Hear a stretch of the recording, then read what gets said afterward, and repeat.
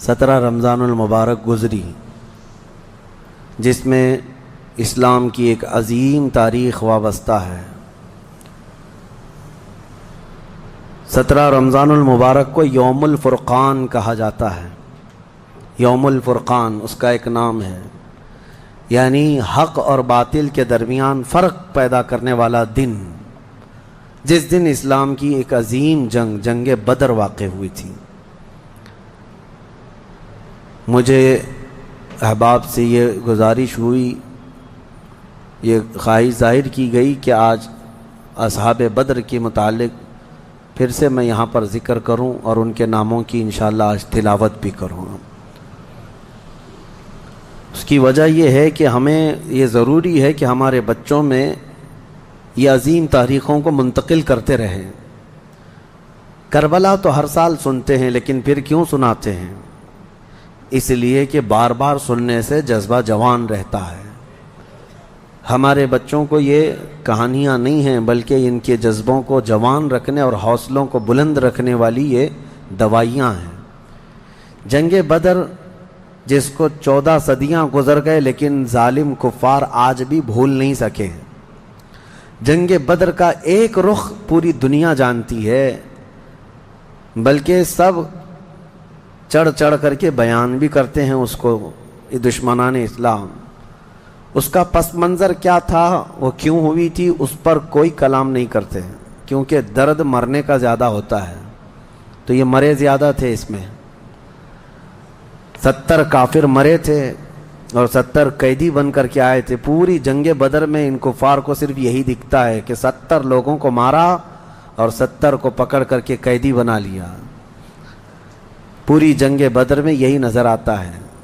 لیکن میرے عزیزو، اگر انصاف کی عینک رکھنے والا غور سے ان حالات کو پڑھے گا تو اس نتیجے کو پہنچے گا، اسلام میں یہ جتنی جنگیں ہوئیں جس میں حضور پاک صلی اللہ تعالیٰ علیہ وسلم تشریف لے گئے، اکثر کا تعلق ڈیفنس سے ہے، یہ ڈیفینسیو رہی ہیں۔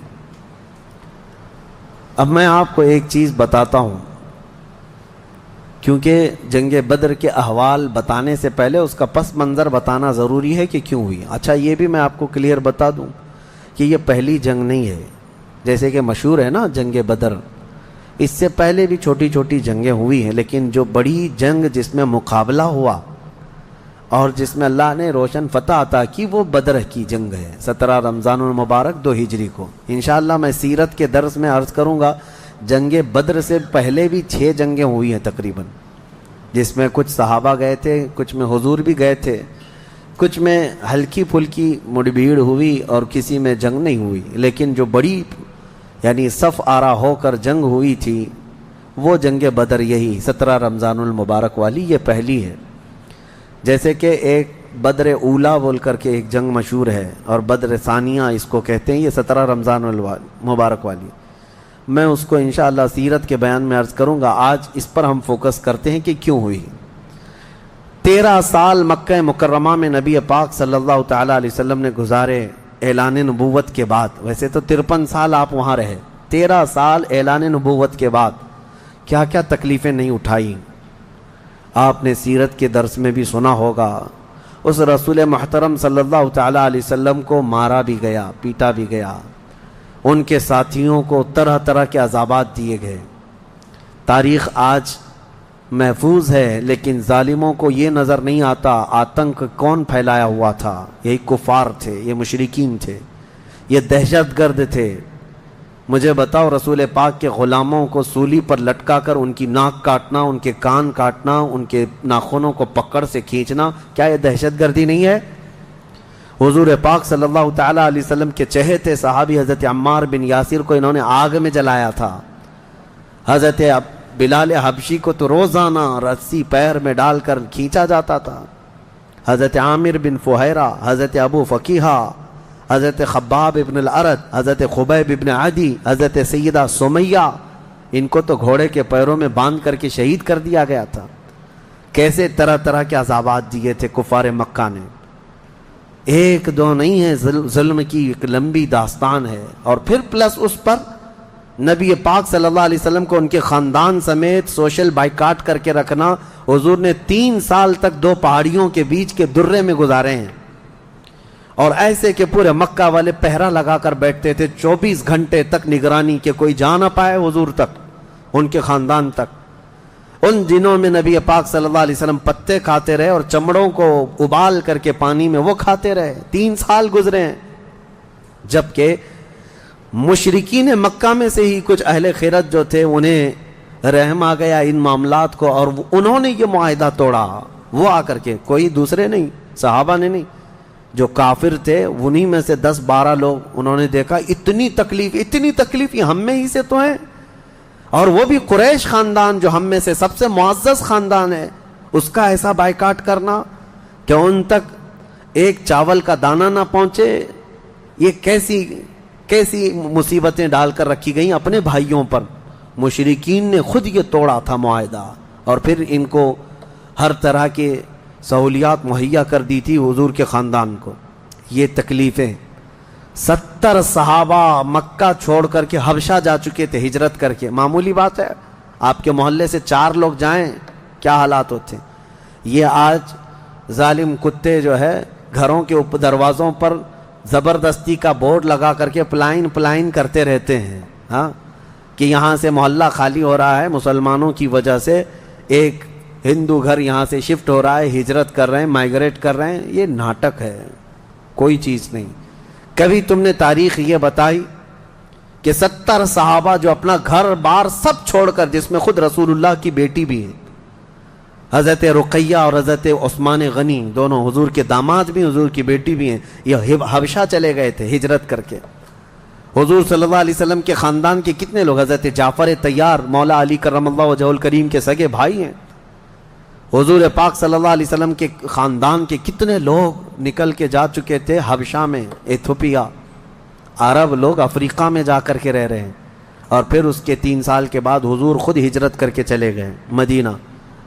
تو حضور ہجرت کر کے گئے تو کیا اکیلے گئے؟ 1 سال نہیں گزرا تھا کہ مکہ میں جتنے مسلمان تھے سب کے سب ہجرت کر کے مدینے چلے گئے۔ مکہ والوں کو سکون سے رہنا چاہیے نا، بات ہو گئی نا۔ میں آپ کو بتا دوں، کفار و مشرکین کبھی کسی بات سے راضی نہیں ہوتے، اور نہ کبھی یہ سکون، ذہنی سکون ان کو نہیں حاصل ہو سکتا۔ تم اگر کوئی محلہ چھوڑ کر کے بھی چلے گئے تو تمہارے سے دشمنی ان کی کم نہیں ہوتی۔ جو دشمن ہے وہ دور بیٹھ کر کے ہی جلتا رہتا ہے کہ وہاں سکھ سے کیوں رہ رہے ہیں یہ لوگ، یہاں سکون سے کیوں رہ رہے ہیں لوگ۔ مدینے جب رسول پاک اور ان کے صحابہ گئے تو مکہ والوں کو تو جو معاملہ تھا ختم ہو گیا، جن سے تمہاری روزانہ لڑائی ہوتی تھی وہ جا چکے، نہ ان کے صحابہ ہیں نہ وہ رسول پاک وہاں پر ہیں، نہیں۔ اس کے باوجود ان کفار مکہ نے کیا کرنا شروع کیا؟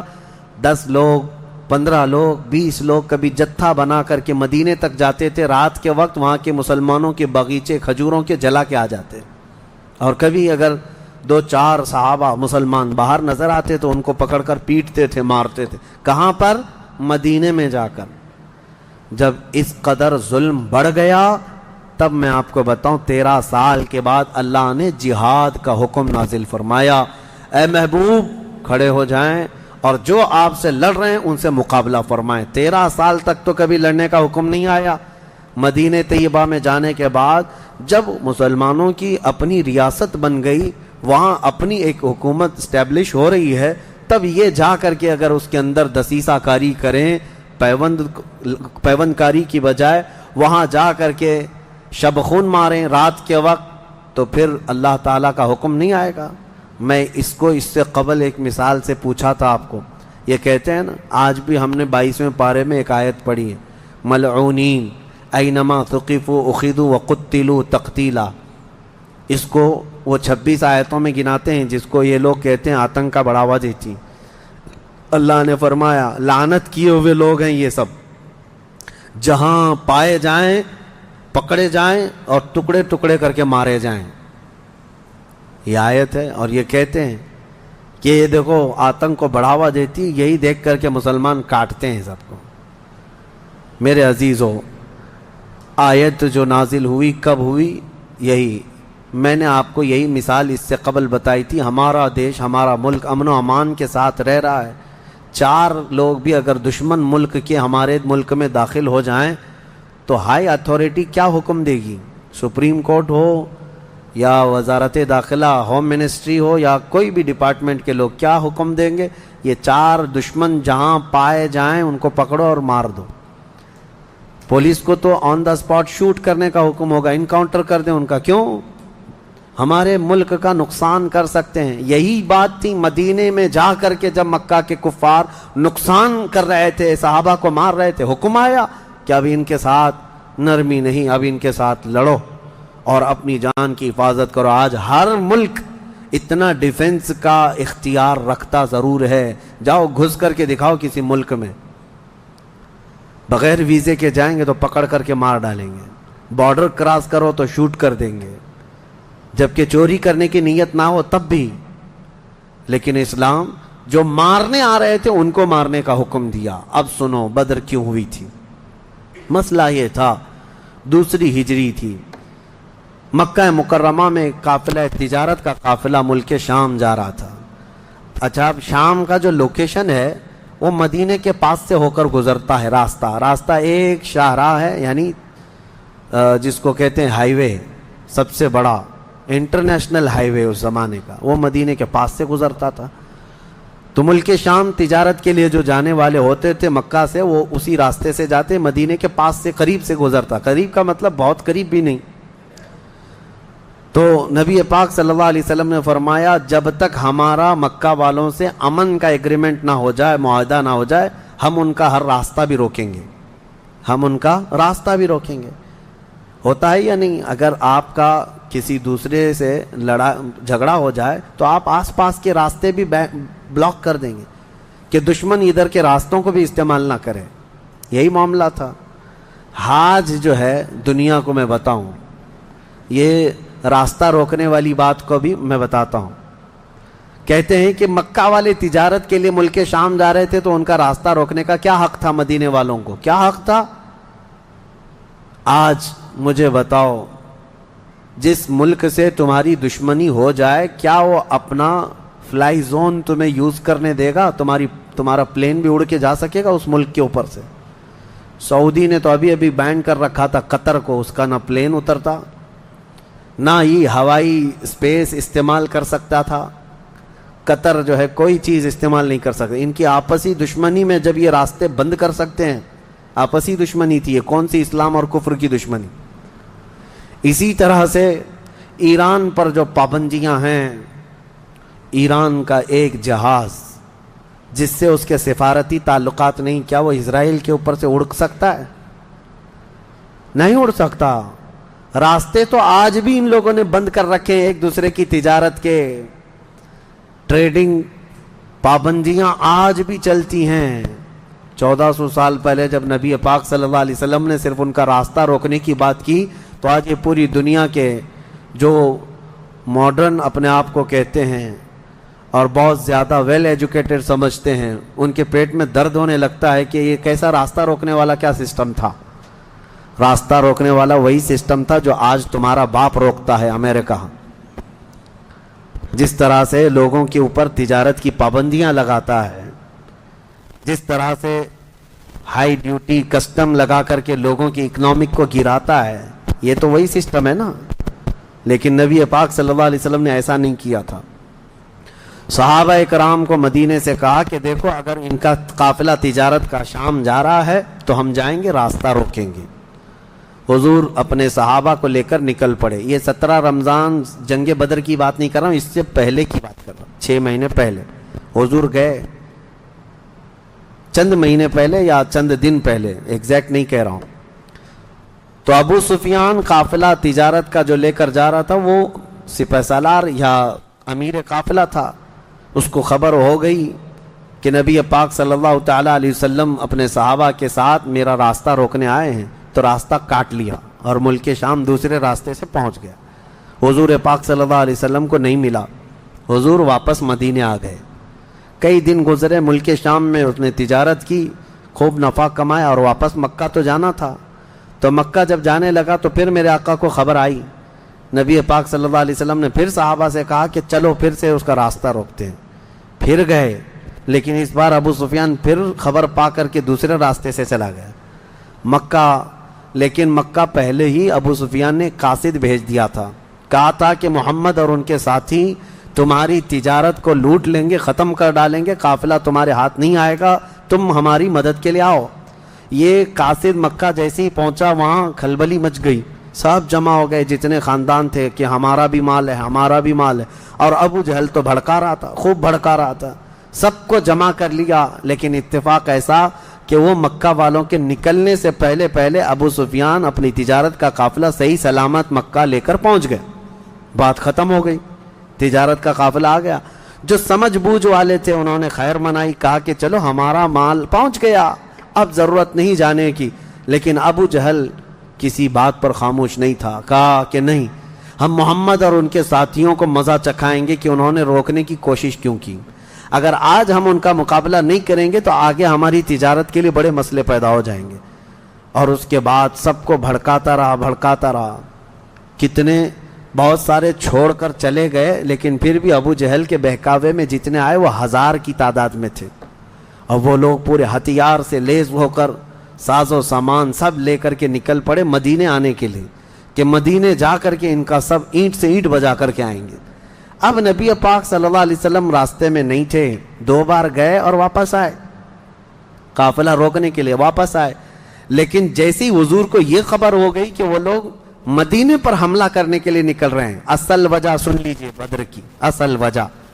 جب وہ لوگ 1000 کی تعداد میں مکہ سے نکل چکے تھے اور میرے آقا کو یہ خبر مل گئی, مخبر نے آ کر بتایا کہ جنگ کی تیاری سے مدینے کے اوپر حملہ آور ہونے کے لیے نکلے ہیں مکہ کے لوگ.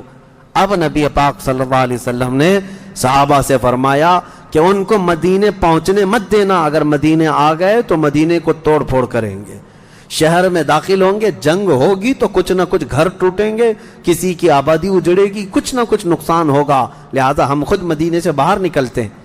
نبی پاک صلی اللہ علیہ وسلم اب اس ارادے سے اپنے صحابہ سمیت باہر نکلے. اس میں تعداد مختلف روایات کے مطابق 313, 314, 315, 319 اور ایک میں 360 اصحاب بدر کی تعداد پہ الگ الگ روایات ہیں. 313 صحابہ کی روایت بہت سارے محدثین نے روایت کی ہے, اور 360 کی بھی روایت ہے, 360 لوگ بھی تھے. بہرحال وہ اس طور پر کہ بچے دوسرے لوگ سب ملا کر کے کسی نے شمار کیا, اور کسی نے صرف خالص جنگ کرنے والوں کو شمار کیا. اس میں سارے بڑے بڑے اجلہ صحابہ ہیں, سیدنا ابو بکر صدیق, سیدنا عمر فاروق, سیدنا حیدر کرار, علی مرتضیٰ رضی اللہ تعالیٰ, دیگر اصحاب. ہاں, حضرت عثمان غنی رضی اللہ تعالیٰ عنہ اس میں شامل نہیں تھے. اس کی وجہ یہ تھی کہ حضور صلی اللہ علیہ وسلم کی بیٹی حضرت رقیہ بیمار تھیں, مدینے میں تھی.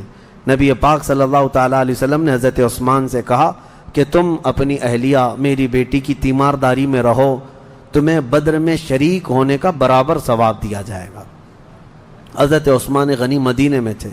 اسی وجہ سے آج بھی اصحاب بدر کے ناموں کی جب تلاوت ہوتی ہے نا, تو حضرت عثمان کا نام بھی اس میں آتا ہے. وہ اگرچہ جنگ میں گئے نہیں تھے, لیکن اسماء بدر میں ان کا نام شامل ہے. آپ پڑھ کر کے دیکھنا یا سننا تو حضرت عثمان غنی کا بھی نام ہے, کیونکہ مال غنیمت جب تقسیم ہو رہا تھا تو حضور نے حضرت عثمان کو بھی اس میں سے حصہ دیا تھا.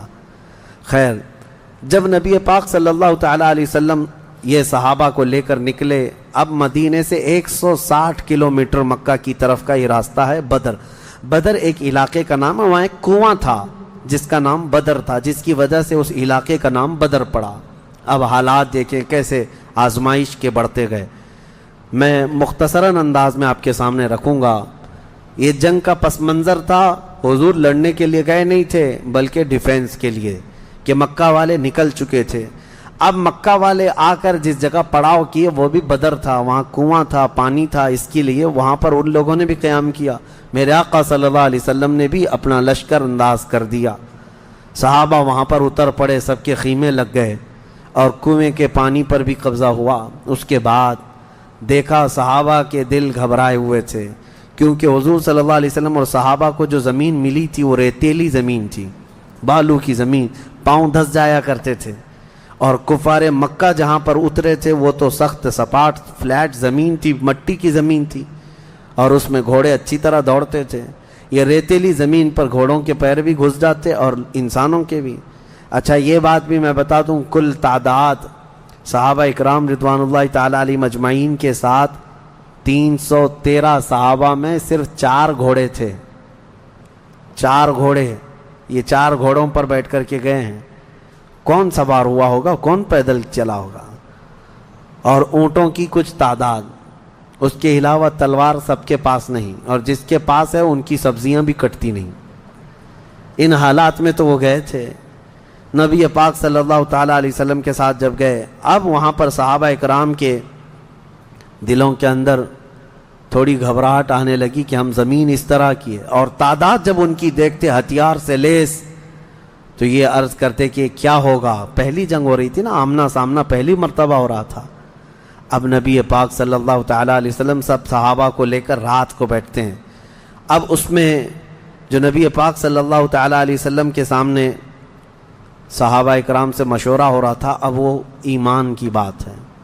حضور نے صحابہ کی بات یہ سنی کہ جو مہاجرین تھے وہ یہ کہہ رہے تھے کہ انصار کا تو کچھ گیا نہیں، ہمارا گیا ہے، مکہ میں ہمارے مال لوٹے، ہماری جائیدادیں لوٹیں، انصار مدینے میں رہتے ہیں، مکہ کے کفار نے ان کا تو کچھ بگاڑا نہیں۔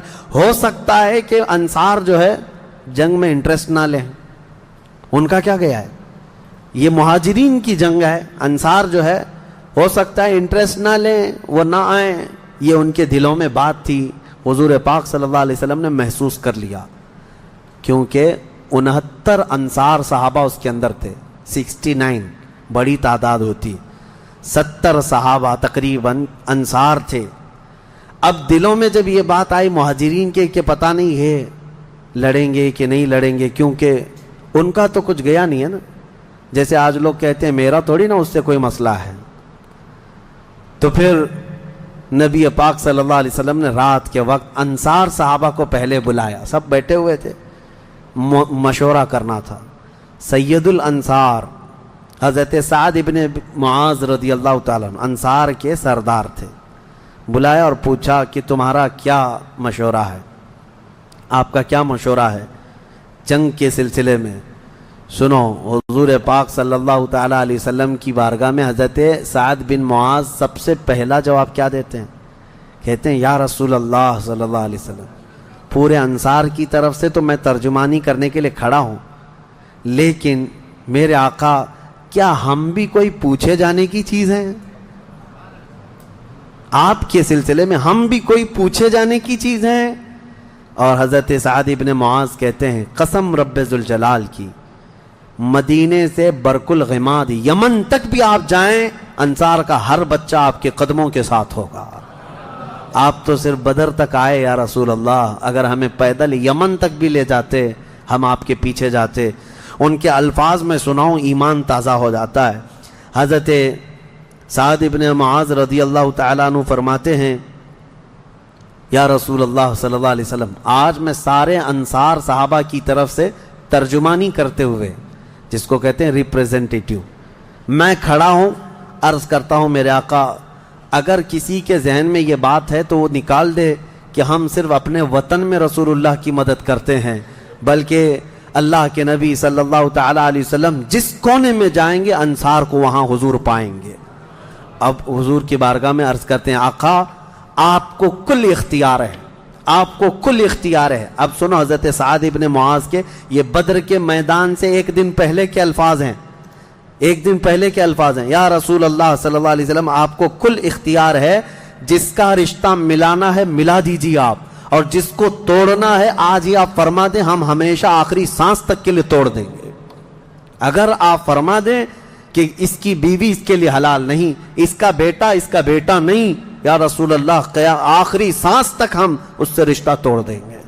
یہ بدر میں جانے سے پہلے حضرت سعد ابن معاذ کہتے ہیں جس کا رشتہ آپ ملانا چاہیں میرے آقا ملا دیں، اور جس کا ختم کرنا چاہتے ہیں توڑ دیں، اور جس کو موجودہ حالات میں رکھنا چاہتے ہیں میرے آقا پسند فرما لیں، اور ہمارے مال آپ کے لیے حاضر ہیں یا رسول اللہ، اور ہمارے جس قدر منشا ہو قبول فرمائیں۔ ہاں حضرت سعد ابن معاذ کہتے ہیں ہمارے پاس جو کچھ بھی ہے یا رسول اللہ یہ ہمارا مال حاضر ہے.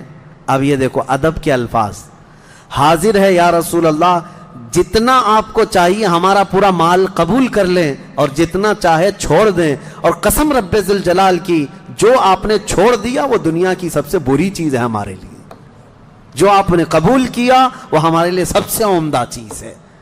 یہ بدر کے میدان میں حضرت سعد ابن معاذ رضی اللہ تعالیٰ عنہ کی تقریر چل رہی ہے, اور اس کے بعد حضور پاک صلی اللہ تعالیٰ علیہ وسلم کی بارگاہ میں یہ کہتے ہیں, یا رسول اللہ قسم اس رب ذوالجلال کی جس نے آپ کو سچی نبوت کے ساتھ بھیجا, اللہ کی قسم اگر آپ ہمیں حکم دیں سمندر کو چیر کر نکل جانا ہے, رب ذوالجلال کی قسم یا رسول اللہ انصار کا ہر بچہ سمندر میں کود پڑے گا. یہ بدر سے پہلے کی تقریر. اب ان کی تقریر سن کر حضور بڑے خوش ہوئے. میرے آقا صلی اللہ تعالیٰ علیہ وسلم نہایت ہی خوشی کا اظہار فرماتے ہیں, اور اس کے بعد پھر حضرت مقداد بن اسود ایک صحابی ہیں, کھڑے ہوتے ہیں. پوچھا یا رسول اللہ صلی اللہ علیہ وسلم آپ صحابہ سے مشورہ لے رہے ہیں کس بات کا؟ کہا جنگ ہونا چاہیے نہیں ہونا چاہیے؟ حضرت مقداد بن اسود کہتے ہیں یا رسول اللہ ہم بنی اسرائیل نہیں ہیں جنہوں نے موسیٰ علیہ السلام سے کہا تھا اے موسیٰ آپ اور آپ کا خدا جائیے قوم جبارین سے لڑیے, ہم یہاں بیٹھ کے دیکھیں گے. نہیں یا رسول اللہ ہم امت محمدیہ ہیں, جہاں میرے آقا کا پسینہ گرے گا ہم سب کا خون کا قطرہ وہاں گرے گا. جب تک ہمارے جسم میں آخری قطرہ بھی خون کا باقی ہے ہم میں سے کوئی پلٹنے کا تصور بھی نہیں کرتا. یہ رسول پاک صلی اللہ علیہ وسلم کے چہیتے صحابہ کی تقریریں تھیں. سب کے جذبے جوان تھے, کوئی لوٹنا نہیں چاہتا, کوئی پلٹنا نہیں چاہتا. اب صحابہ کو باہر کر کے حضور خیمے میں چلے گئے. اب سنو, حضور پاک صلی اللہ تعالیٰ علیہ وسلم جیسی ہی خیمے میں گئے جہاں آج مسجد عریش بنی ہے, اس کو عریش کہا جاتا حضور کے خیمے کو. حضور سجدے میں گر گئے. سجدے میں گرنے کے بعد نبی پاک صلی اللہ تعالیٰ علیہ وسلم اتنا گریہ وزاری کر رہے تھے, اتنا رو رہے تھے سجدے میں حضور پاک صلی اللہ علیہ وسلم. اور جو صحابی ان کی خدمت میں کھڑے تھے وہ کہتے ہیں نبی پاک صلی اللہ تعالیٰ علیہ وسلم کی الفاظ میں سن رہا تھا, ابتحالات کو عرض یوں کر رہے تھے, اے اللہ ایک چھوٹی سی فوج, ایک چھوٹی سی جماعت تیرے دین کی نصرت کے لیے میدان میں اتری ہے. اے اللہ اگر اس جماعت کی تو کل مدد نہ کرے گا تو قیامت تک اس روئے زمین پر کوئی سجدہ کرنے والا نہیں آئے گا. اے اللہ قیامت تک کوئی تیری عبادت نہیں کر سکے گا. یہ محبوبانہ انداز ہے میرے آقا کا, یہ کوئی دھمکی نہیں ہے اللہ کو. رب تعالیٰ کی بارگاہ میں گڑ گڑانا کہ مولا اگر ان کی مدد نہیں کرے گا تو پھر کون تیری عبادت کرے گا.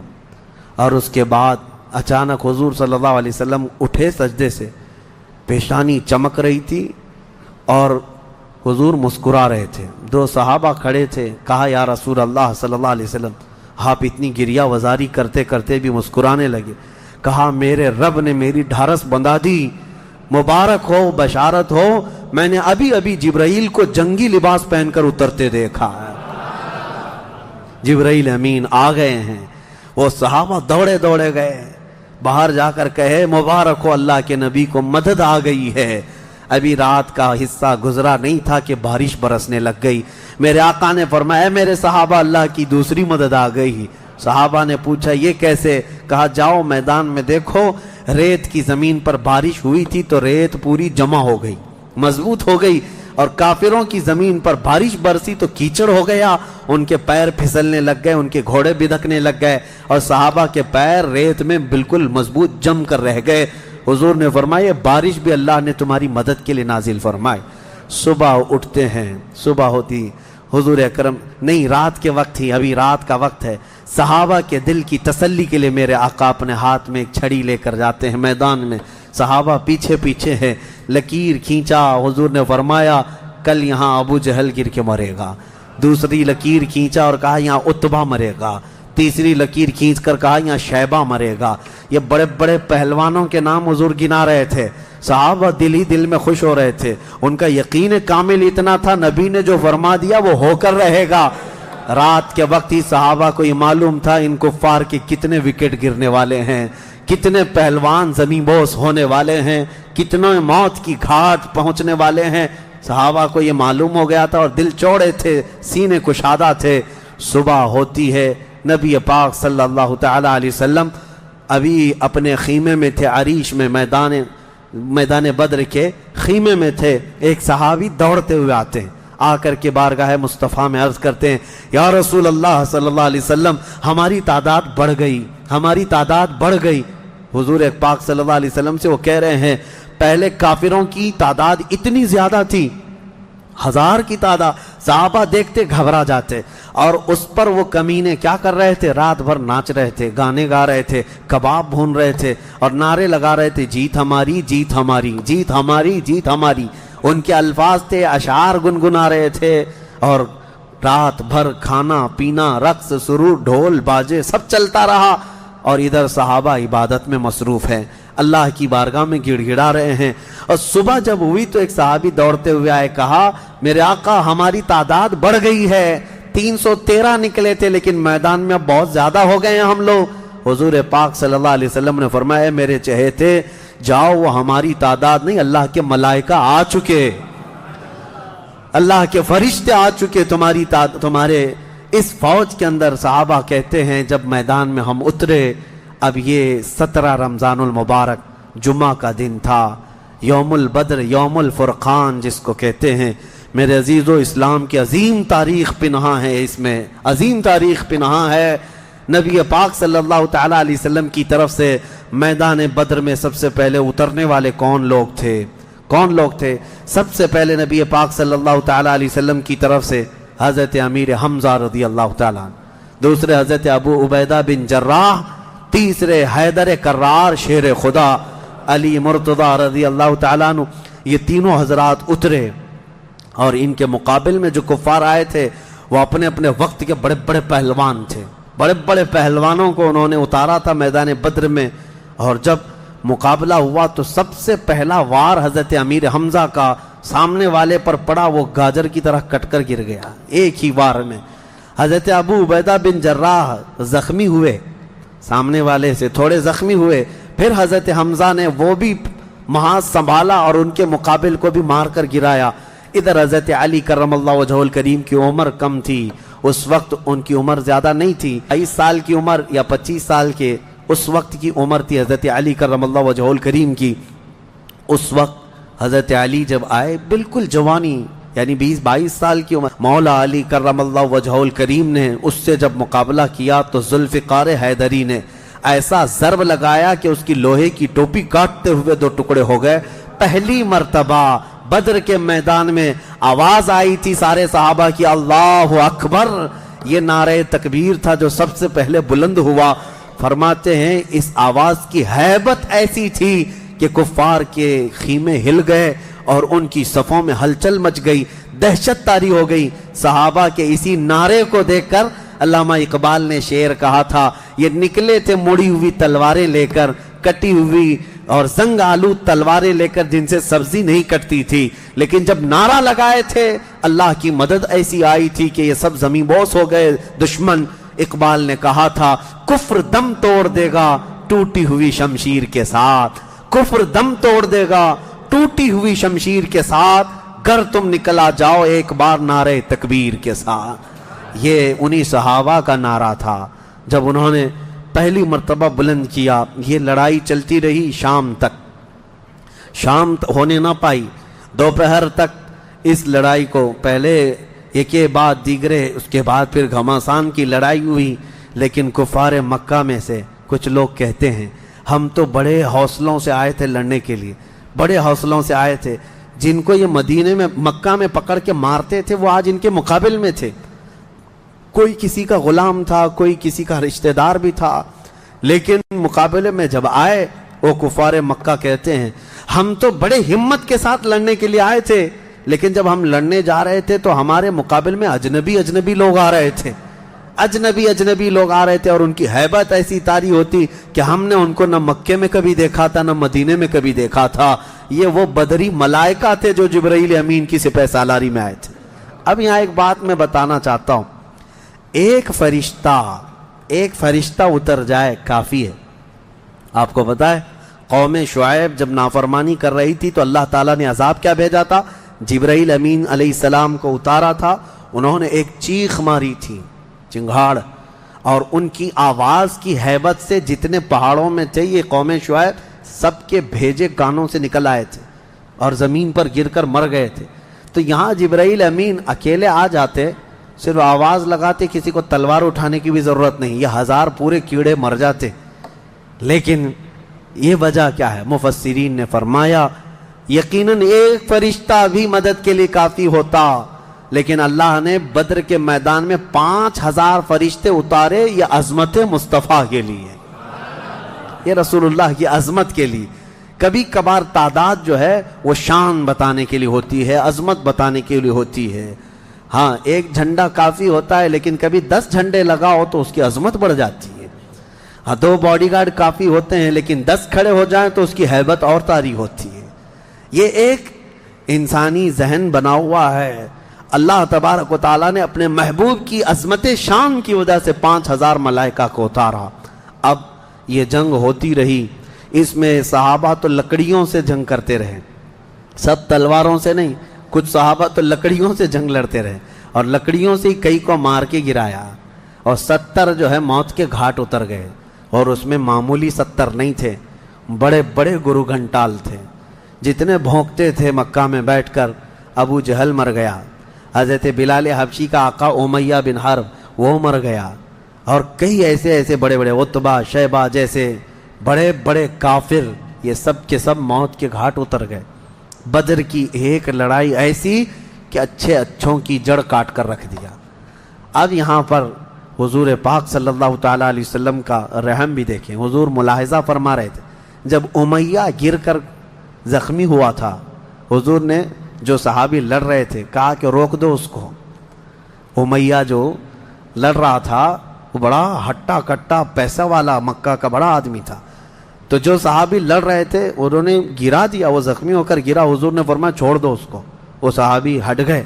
हुजूर ने फरमाया बिलाल हबशी को बुलाओ। बिलाल कहाँ है? बिलाल आए, कहा ऐ बिलाल आओ, जितना इसने तड़पाया था खूब आज तुम बदला लो इसके साथ, क्योंकि यही वो था जो हज़रत बिलाल को एक ड्रम में डालकर दिन भर रखता था, लोहे की एक टाकी बनाकर उसमें डालकर ऊपर से ढक्कन डालकर गर्म धूप में उनको ऐसे ही रख देता था, बग़ैर खाना पानी दिए। शाम तक उनको खोला जाता तो उनका जिस्म पूरा अजमरा हो जाता था। उनकी पीठ ऐसी गल गई थी अंगारों में सुलाने की वजह से कि रीढ़ की हड्डी दिखती थी। यह हज़रत बिलाल के साथ किया था। हज़रत बिलाल हबशी ने मार कर उसको ख़त्म किया। अदुवुल्लाह, और हज़रत बिलाल मारते वक्त क्या कह रहे थे ये भी सुनिए, ये सहाबा का जज्बा है। कहते हैं उसको कत्ल किया और यूं कहा अंत अदुवुल्लाहि व अदुव्वु रसूलिना, मैंने तुझे मार दिया है इसलिए कि तू अल्लाह का और मेरे हबीब का दुश्मन था। ये नहीं कि मुझे तड़पाता था, ये नहीं कि तूने मुझे बहुत मारा है अब चख ले मज़ा। हज़रत बिलाल ये कहते हैं तू अल्लाह का दुश्मन था और मेरे मुस्तफ़ा का दुश्मन था, मैंने तुझे ख़त्म किया। ये बद्र की वादी में हज़रत मुआज़ और मुअव्विज़ बिन अफ़रा रज़ी अल्लाहु अन्हुमा, 2 छोटे बच्चे, बच्चों पर जिहाद तो है नहीं, लेकिन ये ज़िद करके इसरार करके हुजूर के पास आए थे, कहा हमें इजाज़त दे दे। मेरे आका ने इनको इजाज़त दी तो ये जंग में शरीक हुए। हज़रत अब्दुर्रहमान बिन औफ कहते हैं साहब बड़े बड़े सहाबा, जंग के मैदान में नफसा नफसी का आलम होता है, अपना डिफेंस करना ज़रूरी होता है, कहाँ से तीर आए कहाँ से तलवार आए, लेकिन ये 2 बच्चे इस तरह से मैदान में हैं कि हज़रत अब्दुर्रहमान बिन औफ से कहते हैं चाचा हमें एक बात बताइए, अबू जहल किसका नाम है? हज़रत अब्दुर्रहमान बिन औफ कहते हैं मैं हंस पड़ा, इनकी उम्र 13 साल के आसपास की थी। कहते ये क्या करोगे तुम, वो सरदार कुरैश है, पहलवान है मक्का का। उन बच्चों ने कहा हमने देखा तो नहीं मगर सुना है उस खबीस के बारे में कि वो हमारे आका को गालियां देता है, वो हमारे नबी को गालियां देता है। ये असल मुहाफिजीन मुस्तफ़ा थे, मुहाफिजीन नामूस रिसालत थे, नबी पाक सल्लल्लाहु अलैहि वसल्लम की इज्जत के लिए। मेरे अजीज़ों ये बच्चे खेलने के लिए ज़िद नहीं कर रहे थे, जान हथेली पर लाने के लिए ज़िद कर रहे हैं। हुजूर पाक सल्लल्लाहु अलैहि वसल्लम की बारगाह में आए और उसके बाद हज़रत अब्दुर्रहमान बिन औफ कहते हैं मैं अभी बातचीत कर ही रहा था कि अबू जहल सामने घोड़े पर बैठा जा रहा था, मैंने इशारे से बताया वो देखो वही मरदूद है जो घोड़े पर जा रहा है। یہ دونوں بچے چیل کی طرح جھپٹ گئے اس کی طرف اور بھاگتے ہوئے اس کی طرف گئے. ابو جہل کو یہ ایکسپیکٹیشن ہی نہیں تھا, یہ امید ہی نہیں تھی کہ اس کے مقابل میں کبھی کوئی بچہ آ سکتا ہے. غرور و تکبر میں ہمیشہ وہ سوچتا تھا بڑے بڑوں سے ہی لڑنا ہے ہم کو. اور دیکھا تو چھوٹے بچے آئے, ایک بچے نے گھوڑے کی ٹانگ پر تلوار ماری, ابو جہل نیچے گر گیا, گھوڑا بھی گرا وہ بھی گرا, اور جیسے ہی گرا دونوں اس کے سینے پر چڑھ کر بیٹھ گئے, سینے پر چڑھ کر بیٹھ گئے اور گردن پر تلوار رکھی. تو جانتے ہیں ظالم یہ زمانے بھر کا بڑا گستاخ اور گستاخوں کا باپ کیا کہتا تھا, عربی میں شعر کہہ رہا ہے اس وقت, کہتا ہے میں عرب ہوں موت سے ڈرتا نہیں, میں عرب ہوں موت سے ڈرتا نہیں, لیکن افسوس مجھے اس بات کا ہے کہ میرے مقابل کا آیا نہیں. اس کو افسوس یہ ہے کہ مجھے کوئی پہلوان نے مارا نہیں, مجھے چھوٹے بچے مار رہے ہیں. اور بعض لوگوں نے کہا ہے کہ اس کی یہ خواہش تھی, کہا کاٹنا ہے تو گردن تھوڑا نیچے سے کاٹو, کیونکہ سب کٹے ہوئے گردنیں رکھی جائیں تو میری گردن تھوڑی اونچی دکھے. غرور و نخوت کبھی نہیں جاتا, گھمنڈ و تکبر کبھی نہیں جاتا. ان بچوں نے ختم تو کر دیا ابو جہل کو. اور مشہور ہے, کیا ہی بہترین کہا, ہم جیسے لاکھوں کروڑوں کی جوانیاں ان بچوں کے قدموں پر قربان, ہم ان کے ناخنوں تک بھی نہیں پہنچ سکتے جنہوں نے دفاع کیا ہے, ڈیفنس کیا ہے میرے مصطفیٰ کی عزت کا. اوروں نے کافروں کو مارا ہوگا, ان بچوں نے تو پورے کفر کو مارا ہے. اوروں نے جاہلوں کو مارا تو انہوں نے ابو جہل کو مارا ہے, جہالت کے باپ کو مارا ہے. اسی جنگ میں شہزادے حضرت معاذ کا مونڈھا کسی کافر نے مار کر کے ختم کر دیا, تلوار سے کندھے کو مار دیا, لیکن جذبہ ختم نہیں ہوا. اس بچے نے دوسرے ہاتھ میں تلوار لی اور لڑنا شروع کیا, اور اپنے ہاتھ کو پیر میں دبا کر کھینچ کے نکال دیا. یہ زیادہ دیر تک نہیں, یہ دونوں شہزادے لڑتے رہے میدان بدر میں. شام سے پہلے پہلے دونوں بچے بھی شہید ہوئے. حضرت معاذ بھی شہیدوں میں ہیں, حضرت معوذ بھی شہیدوں میں ہیں. کس باپ کے یہ بیٹے تھے, کس گھر میں آنکھیں کھولی تھی انہوں نے, جہاں ماں کو قرآن کی تلاوت کرتے سنا, باپ کو محراب عبادت میں دیکھا, اور گٹھی میں ان کے پلایا ہوا تھا عظمت مصطفیٰ. سب سے پہلی چیز ہے میرے عزیزو, یہ جان دے چکے میدان میں. نبی پاک صلی اللہ علیہ وسلم شام کے وقت جنگ کا پانسا کیسے پلٹا, یہ صحابہ ایسے گھستے چلے گئے ان کے صفوں میں کہ وہ ہیبت سے بھاگنے پر مجبور ہو گئے. مکہ کے کفار جتنے بھی تھے سب کے سب اپنا ساز و سامان چھوڑ کر میدان سے بھاگنے لگ گئے. وہاں پر اپنے مویشی چھوڑا, اپنے بہت سارے چھوڑا, یہاں تک کہ 70 قیدی پکڑ میں آئے اور 70 مارے جا چکے تھے, 140, اور صحابہ میں 13 شہید تھے, 1 زخمی تھے. 13 شہید ہوئے, 1 زخمی تھے. حضرت عبیدہ بن حارث وہ بھی راستے میں جا کر شہید ہوئے. تو جنگ بدر کے ٹوٹل شہید 14 ہیں, باقی وہ 70 اور 140 پورے ٹوٹل یعنی قیدی ملا کر. شام کے وقت اب سنو میرے آقا صلی اللہ علیہ وسلم کا معجزہ. صحابہ کہتے ہیں حضور نکلے, میدان میں آئے, سب کافروں کی لاشیں ایک جگہ کھینچ کر لا کر گڑھے میں ڈال دی گئیں, لیکن لاشیں دیکھنے کے لیے حضور میدان میں جا رہے تھے. صحابہ کہتے ہیں قسم خدا کی ہم نے دیکھا حضور نے جس کے لیے جو دائرہ کھینچا تھا وہ کافر وہیں گر کے مرا تھا, ایک بال بھی باہر نہیں تھا. حضور نے جس کے لیے لکیر کھینچا تھا وہ کافر اسی میں گر کر مرا ہوا تھا. حضور نے جو نشان بنایا تھا ابو جہل وہیں مرا ہوا تھا, عتبہ وہیں مرا ہوا تھا, شیبہ وہیں مرا ہوا تھا. آج کے منافقین کے لیے بھی یہ درس ہے.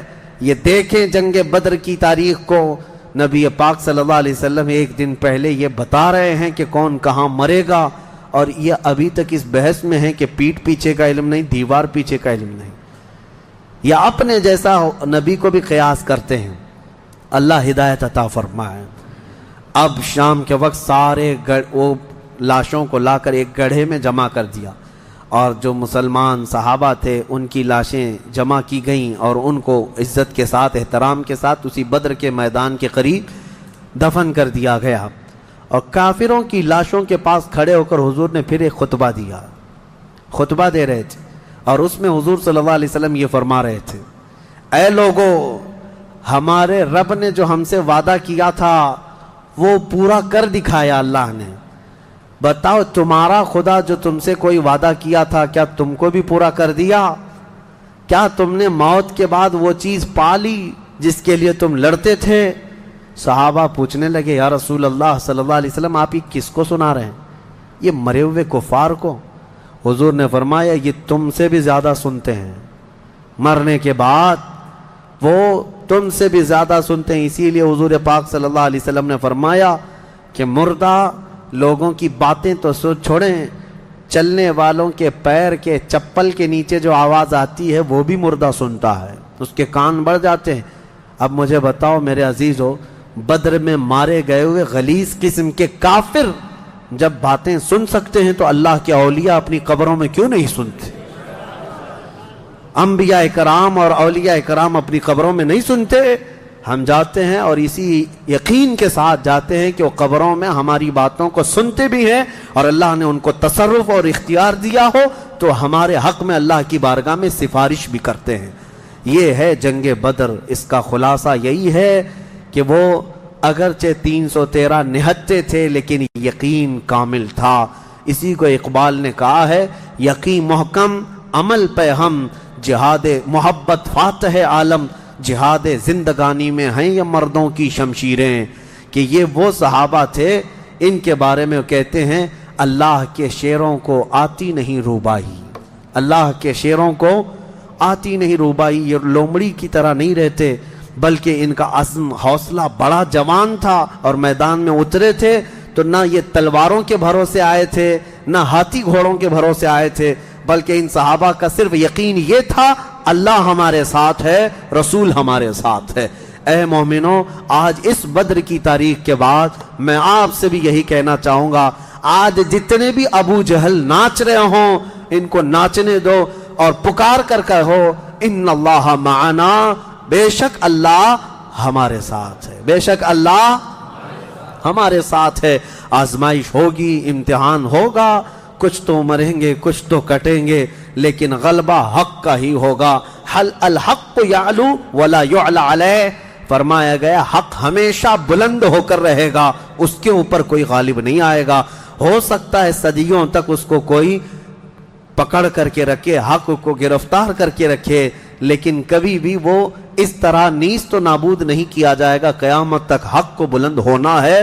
اللہ کریم ہم سب کو حق جماعت کے ساتھ زندہ رکھے اور ہمیں غلبہ اسلام کا وہ سنہرا دور عطا فرمائے جب ہم دیکھیں ہمارے ہر گھر سے آواز آئے لبیک یا لبیک یا لبیک یا. آؤ آج کے اس بدر کی تاریخ کے بعد ہماری بزرگوں کی یہ عادت کریمہ رہی ہے کہ انہوں نے اصحاب بدر رضوان اللہ تعالی علیہ مجمعین کے ناموں کی تلاوت کو حرز جاں بنا کر رکھا ہے کہ بزرگوں نے فرمایا یہ 313 صحابہ کے ناموں میں اتنی تاثیر ہے کہ جو ان کے ناموں کی تلاوت کرتا ہے اللہ تعالیٰ اس کی کوئی دعا رد نہیں فرماتا.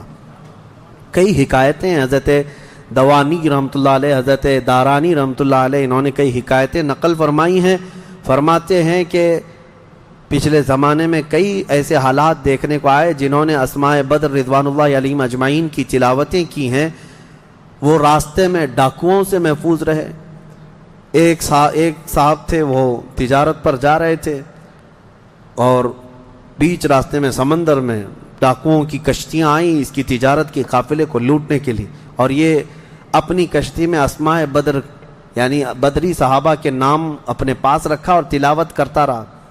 رات کے وقت کئی جگہ سے ڈاکوؤں نے حملہ کیا تو یہ اکیلا تھا. کہتا ہے میرے پیچھے سے اچانک ایک فوج آئی اور پھر وہ اچانک ان ڈاکوؤں سے لڑنے لگی، اتنا لڑی کہ وہ سب ڈاکوؤں کو مار کر ختم کیا. پورا پانی خون سے لال لال تھا. میں پڑھ کر کے دیکھا کہ یہ کون ہے، مدد کے لیے آئے ہیں. پلٹ کر کے میں نے پوچھا، آئی ہوئی جماعت نے کہا جن کے ناموں کی تو تلاوت کر رہا ہے ہم وہی اصحاب بدر ہے، رسول اللہ صلی اللہ تعالی علیہ وسلم کے ساتھی ہیں، اللہ نے ہمیں تصرف دیا ہے. میرے عزیزو، آج بھی وہ صحابہ جو شہید ہیں ان کے متعلق قرآن کیا کہتا ہے؟ مردہ مت سوچو، سوچو بھی مت، کہنا تو دور کی بات ہے. اللہ نے فرمایا وہ زندہ ہیں تمہیں اس کا شعور نہیں. آج میں ان کے ناموں کی تلاوت کرتا ہوں, ہر نام پر آپ رضی اللہ عنہ کہیں. کیا؟ اللہ ان سے راضی ہو. اور اس نیت سے کہ ہماری جو بھی پریشانیاں ہیں, مصیبتیں ہیں, بیماریاں ہیں, اللہ تعالیٰ سب دور فرمائے, دفع فرمائے, اور بیماریوں میں اللہ ہمیں شفا عطا فرمائے. الى شرف النبی الاکرم محمد المصطفیٰ صلی اللہ علیہ وسلم وآلہ واصحابہ واولیاء ملتہ وجميع المسلمین والمسلمات الکرام. الفاتحہ.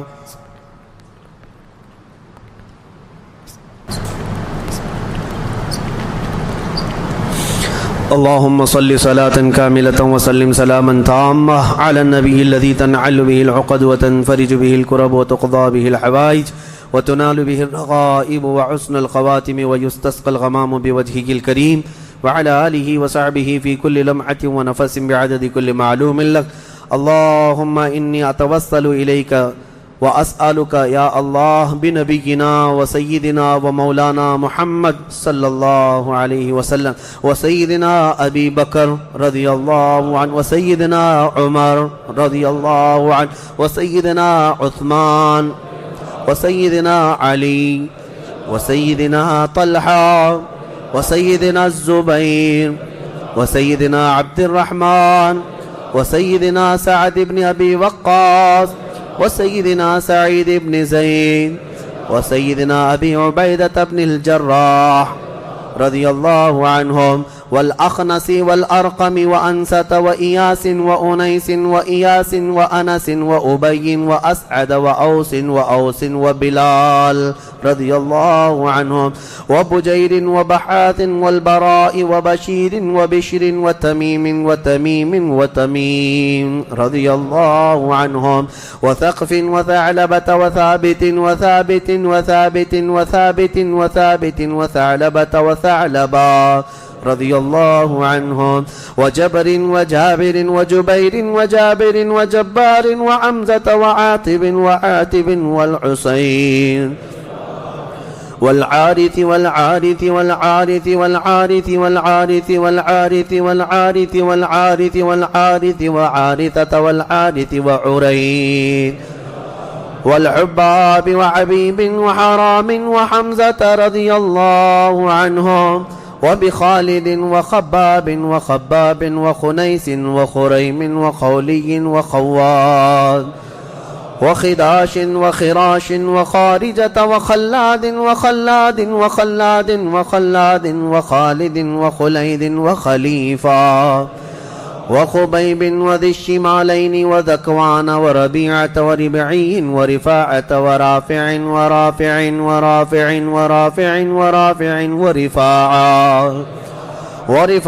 ورفاعة وراشد والربيع ورعيلة وزيد وزيد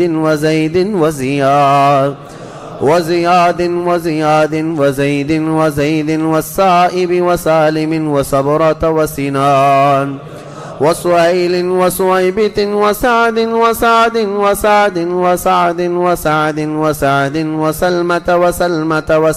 وسالم وسهل وسهيل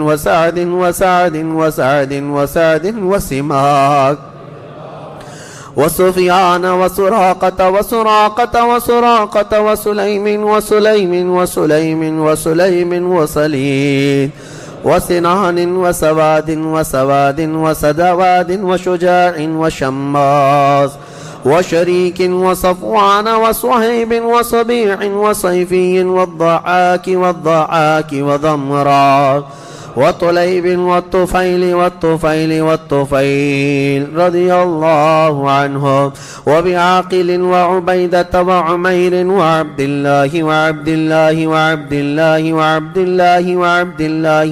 الله رضي الله عنهم وعياض وعثمان وعقبة وعكاشة وعامر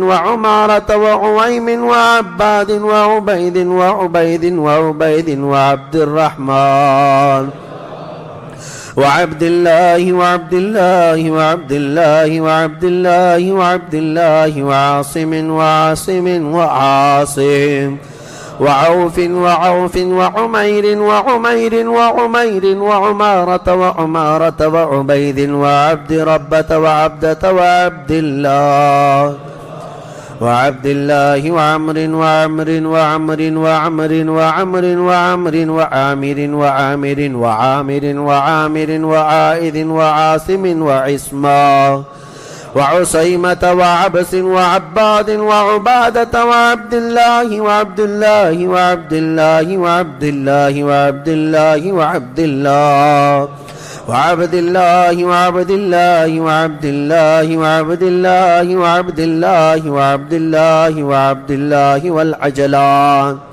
وعتبان وعتبة وعتبة وعتبة وعقبة وعقبة وعدي وعطية وبغنام والفاكهة وفروة وقدامة وقتادة وقتبة وقيس وقيس وقيس وكعب وكعب ولبذا ومهجع ومالك ومالك ومدلاج ومسعب ومعمر ومرثد والمقداد ومستاح ومسعود ومسعود ومعرز ومعتب ومعن ومبشر ومحمد والمنذر ومالك ومالك ومعن ومعتب ومعتب ومسعود ومعوذ ومعوذ ومعاذ ومعاذ ومعاذ ومعاذ ومعاذ ومالك ومالك ومالك ومالك ومسعود ومسعود ومسعود ومسعود والمجذر ومعبد ومعبد ومعقل والمنذر ومحرر ومليل ونضر والنعمان والنعمان والنعمان والنعمان والنعمان والنعمان ونعيمان ونوفل وبواقد ووهب ووهب ووديعة وودقة وهانئ وهبيل وهلال ويزيد ويزيد ويزيد ويزيد ويزيد ويزيد وأبي سنان وأبي مرثد وأبي مخجي وأبي كبشا وأبي سلمة وأبي صبرة وأبي حذيفة وأبي عقيل وأبي الهيثم وأبي مليل وأبي لبابا وأبي حنة وأبي حبة وأبي ضياح وأبي شيخ وأبي دجانة وأبي طلحة وأبي الأعور وأبي أيوب وأبي حبيب وأبي قيس وأبي خلاد وأبي خارجة وأبي صرمة وأبي خزيمة وأبي قتادة وأبي داود وأبي سليط وأبي حسن وأبي اليسر وأبي مسعود رضي الله عنهم أجمعين وبسائر الصحابة والتابعين رضوان الله عليهم أجمعين. الفاتحة.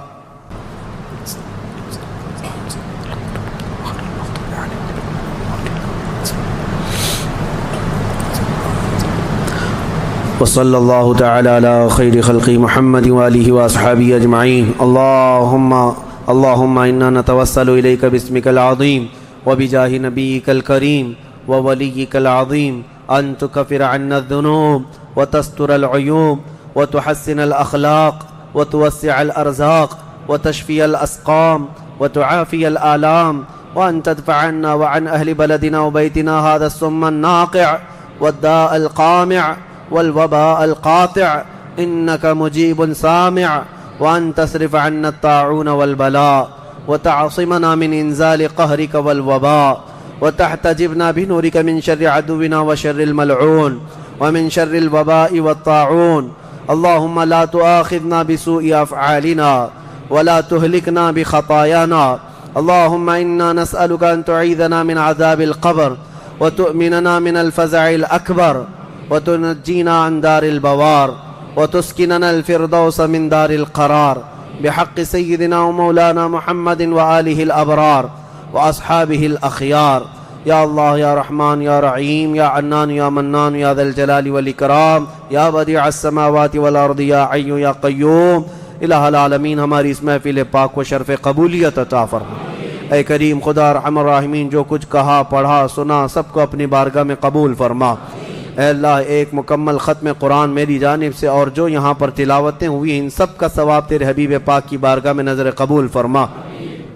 نبی پاک صلی اللہ تعالی علیہ وسلم کے صدقے و توسل تمام انبیاء کرام علیہم السلام، خلفائے راشدین، صحابہ کرام، صحابیات، ازواج مطہرات، بنات طیبہ، شہداء کرام، صالحین، ائمہ مجتہدین، جملہ اولیاء کرام، تمام مومنین، مومنات، مسلمین، مسلمات کی روحوں کو نظر کیا قبول فرما۔ خصوصاً بالخصوص شہداء بدر، اصحاب بدر، اصحاب احد، اصحاب خندق، اصحاب کربلا رضوان اللہ علیہم اجمعین کی بارگاہوں میں نظر مولا قبول فرما۔ ہم میں یہاں جتنے حاضر ہیں مولا، ہمارے خاندانوں میں، ہمارے والدین میں جو انتقال کر چکے ان کی روحوں کو اس کا ثواب پہنچا دے۔ اے کریم خدا رحم الراحمین، ہم سب پر تو سکینہ نازل فرما۔ اے اللہ ہم سب پر تو اطمینان اور سرور و قلب عطا فرما۔ اے کریم خدا ہمیں گناہوں سے نفرت پیدا فرما۔ اے اللہ ہماری آنکھوں کو حیا عطا کر دے، ہماری زبان کو طہارت عطا فرما، ہمارے دل کو وسوسوں سے بچا لے۔ اے اللہ شیطان کی شرارتوں، نفس امارہ کے بہکاووں سے ہماری حفاظت فرما۔ ہم میں جو بیمار ہیں انہیں شفا دے دے۔ اے اللہ ہمیں ذلت والی بیماریوں سے آخری سانس تک محفوظ فرما۔ کینسر اور ایڈز جیسی بیماریوں سے مولا ہم سب کی حفاظت فرما۔ تجھے اصحاب بدر کا صدقہ مولا، تجھ کو راضی کرنے والے صحابہ کا واسطہ مولا، ہم سب کو گناہوں کی بیماری سے شفا عطا کر۔ اے اللہ ہم سب کو جادو، سحر، سفلی، علوی، ہر طرح کی مکر و فریب سے محفوظ فرما۔ اے اللہ دشمنوں کی شرارتوں سے بچا لے، فتنوں کے فتنے سے بچا لے، حاسدین اور جلنے والوں کے جلن سے ہماری حفاظت فرما۔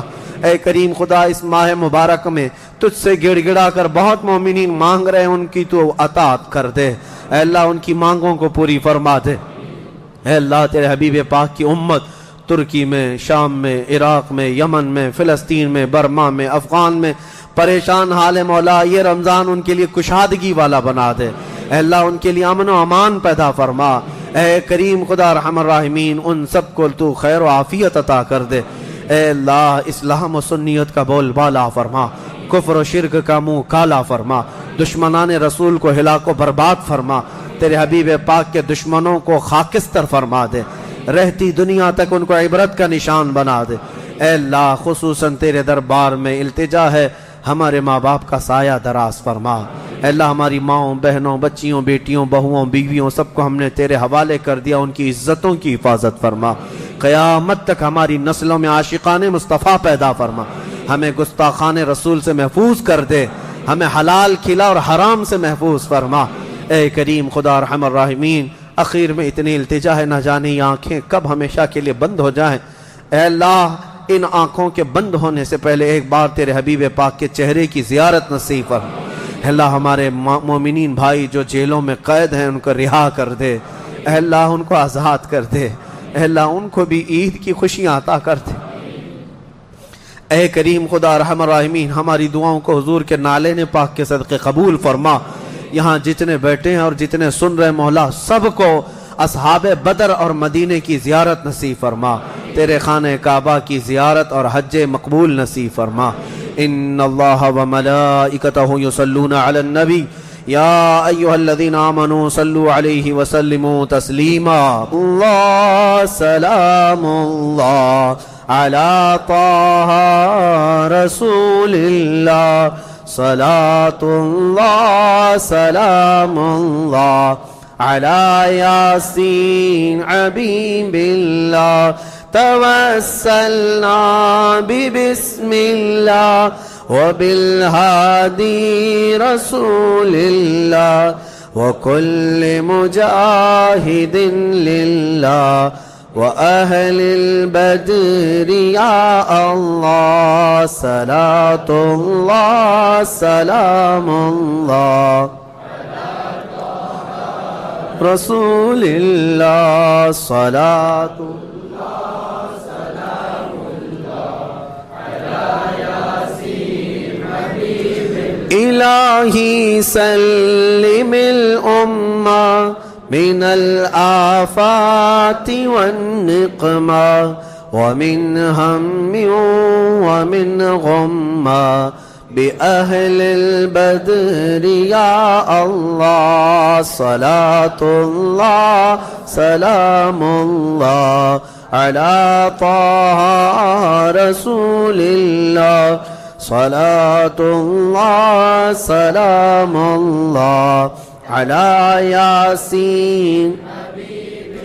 إلهي نجنا واكشف جميع أذية واصرف مكائد العدا والطوف بأهل البدر يا الله.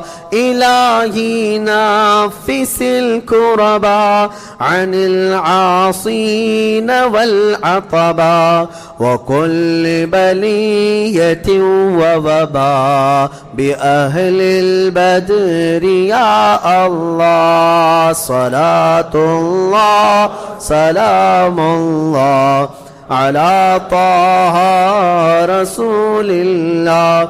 صلاة الله سلام الله فكم من حمية حصلت وكم من ذلة فصلت وكم من نعمة وصلت بأهل البدر يا الله. وكم أغنيت ذا العسر وكم أوليت ذا الفقر وكم عافيت ذا الوزر بأهل البدر يا الله. صلاة الله سلام الله على طه رسول الله. صلاة الله سلام الله لقد ضاقت على القلب جميع الأرض مع رحبي فأنج من البلاء الصعب بأهل البدر يا الله. أتينا طالب الرفد وجل الخير والسعد فوسع منحة الأيدي بأهل البدر يا الله. صلاة الله سلام الله